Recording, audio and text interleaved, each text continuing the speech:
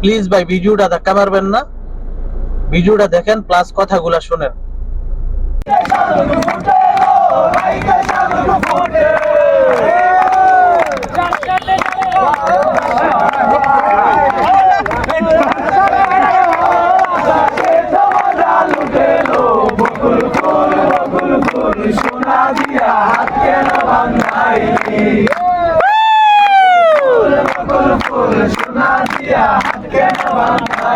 নাচবা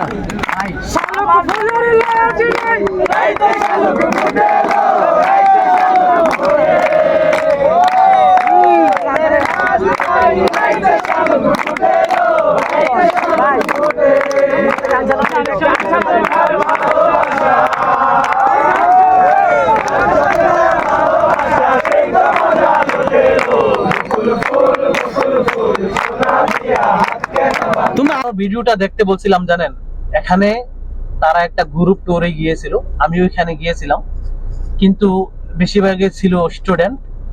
কিন্তু আমি একটা জিনিস রিয়েলাইজ করলাম, দেখলাম যে তাদের জীবনের যে বেস্ট টাইমিংটা, এটা হচ্ছে সবচেয়ে ওই টাইমিংটাই যেটা সবচেয়ে জীবনের লাইফ পার্ট অফ লাইফ বলা হয়। এই জীবনে এই জিনিসটা, এই স্মৃতিগুলা কিন্তু আর ফিরে আসবে না।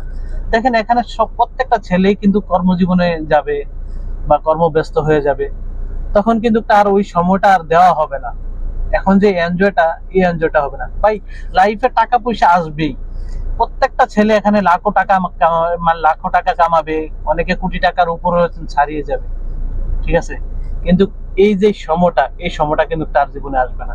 সো এই জন্য আমি কথা বলতেছি, আপনি আপনার সামর্থ্য অনুযায়ী একটু ঘুরে আসুন।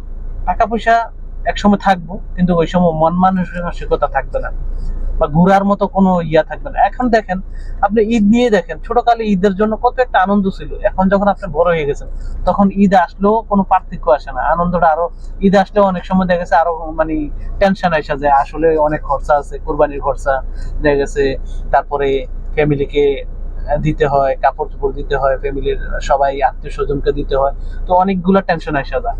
যাই হোক, আপনি, আপনারা সবাইকে বলি, যার যার সামর্থ্য অনুযায়ী পাশের এলাকাতেও মনে করেন প্রত্যেকটা গ্রামে বর্তমান রিসিউটও আছে, ওইখানে একটু যান, মন ভালো হয়ে যাবে। ফ্যামিলিকে নিয়ে যান, বাচ্চাদেরকে নিয়ে যান, মন ভালো হয়ে যাবে।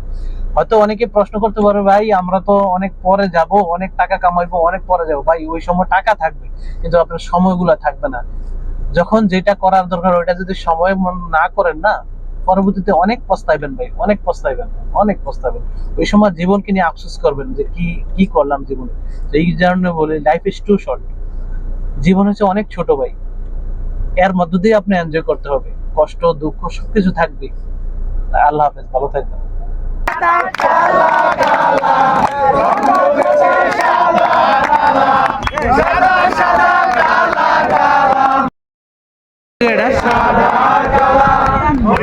আমি